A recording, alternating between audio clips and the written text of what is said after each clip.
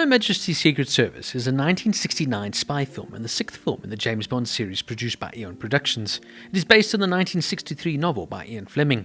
Following Sean Connery's decision to retire from the role after You Only Live Twice, Eon selected George Lazenby, a model with no prior acting credits, to play the part of James Bond.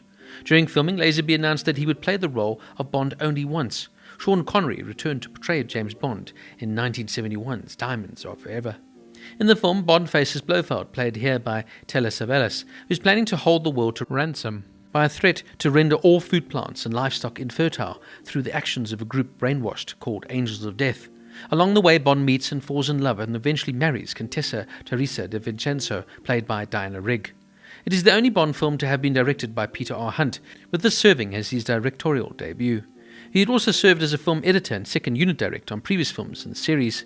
Hunt, along with producers Albert R. Broccoli and Harry Saltzman, decided to produce a more realistic film that would follow the novel closely. It was shot in Switzerland, England and Portugal from October 1968 to May of 1969. Although its cinema release was not as lucrative as its predecessor, You Only Live Twice, On Her Majesty's Secret Service was still one of the top-performing films of the year. Critical reviews upon release were mixed, but the film's reputation has improved greatly over time and is now regarded as one of the strongest entries in the series, as well as one of the most faithful adaptations of a Fleming novel. The cast includes George Lazenby as James Bond, an MI6 agent, code number 007, with a 00 denoting that an agent was licensed to kill on behalf of the government. Diana Rigg as Countess Tracy de Vincenzo, a vulnerable countess and Mark Anjo Draco's daughter, who captures Bond's heart. Telly Savalas as Ernst Stavro Blofeld, also known as Comte Balthazar de Blumchob, Bond's nemesis, the leader of Spectre, and he's in hiding. Gabriello Frezenti as Mark Ange Draco, head of the Union Cose, a major crime syndicate, and Tracy's father. Cecil Stepat as Omar Bunt, Blofeld's henchwoman who assists in attempts to eliminate Bond. Lois Maxwell as Miss Moneypenny, M's secretary. George Baker as Sir Hilary Bray, herald in the London of College Arms, whom Bond impersonates in Piz Gloria. Baker also provides the voice of Bond while he was imitating Bray. Bernard Lee as M, head of the British Secret Service, and Desmond Llewellyn as Q, head of MI6's technical department. The novel On Her Majesty's Secret Service was first published after the film series started and contains a gentle dig at the cinematic Bond gadgets. Broccoli and Saltzman had originally intended to make On Her Majesty's Secret Service after Goldfinger, and Richard Mellerman had worked on a script at the time.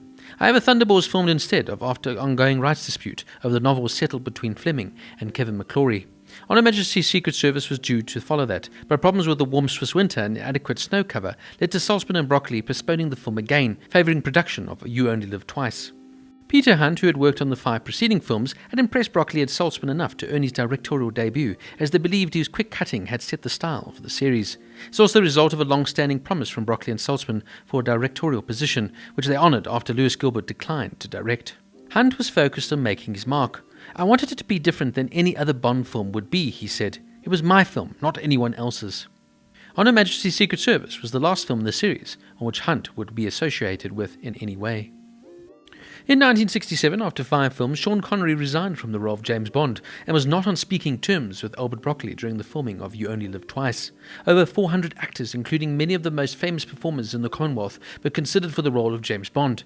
The confirmed frontrunners were Englishman John Richardson, Dutchman Hans de Vries, Australian Robert Campbell, Scotsman Anthony Rogers, and Australian George Lazenby. Broccoli also met with Terence Stamp about playing the part. Broccoli was interested in rising star Oliver Reed, but decided his public image was already too distinct. Future Bond star Timothy Dalton was asked to audition after his appearance in The Lion in Winter, but considered himself too young as he was 25 years old and did not want to succeed Connery as Bond. In an interview in 1987, when he was playing Bond in The Living Daylights, Dalton said, "I was 24, 25 then. I had a good career then as a young man in films like Lion in the Winter, and Mr. Broccoli kindly asked me if I was interested. I think I'm just too young for the role," I said. "I think Bond should be anywhere between the ages of 35 or 40, and at 25 or 26, I just wouldn't have been right." Broccoli and director Peter Hunt eventually chose Lazenby after seeing him in Fry's chocolate cream advertisement. Lazenby dressed the part by sporting several sartorial Bond elements such as a Rolex Submariner wristwatch and a Savile Row suit, ordered for but uncollected by Connery, and going to Connery's barber at the Dorchester Hotel. Broccoli noticed Lazenby as a Bond type of man based on his physique and character elements and offered him an audition. The position was consolidated when Lazenby accidentally punched a professional wrestler who was acting as a stunt coordinator in the face, impressing Broccoli with his ability to display aggression. Lazenby was offered a contract for 7 films. However, he was convinced by his agent Ronan O'Reilly that The Secret Agent would be archaic in the liberated 1970s, and as a result he left the film series after just 1 film.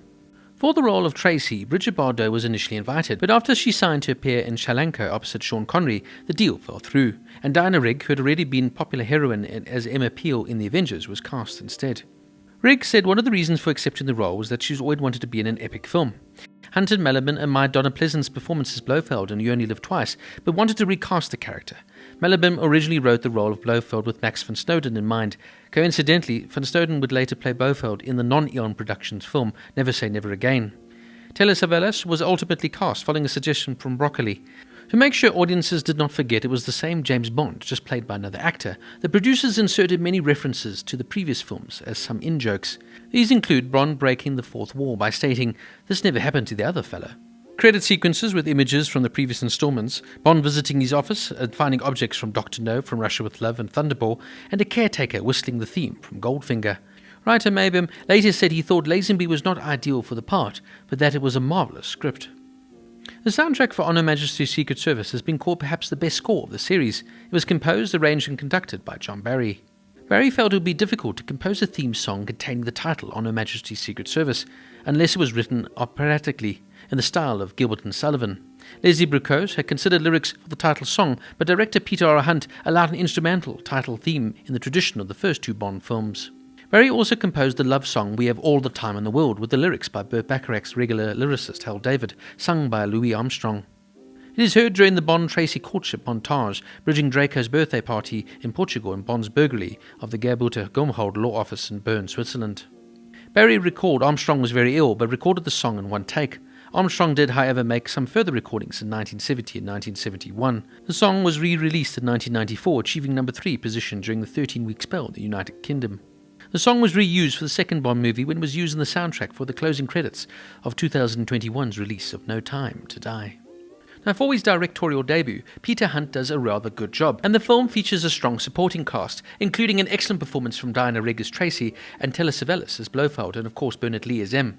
The plot is engaging and complex, with plenty of twists and turns to keep the audience on their toes.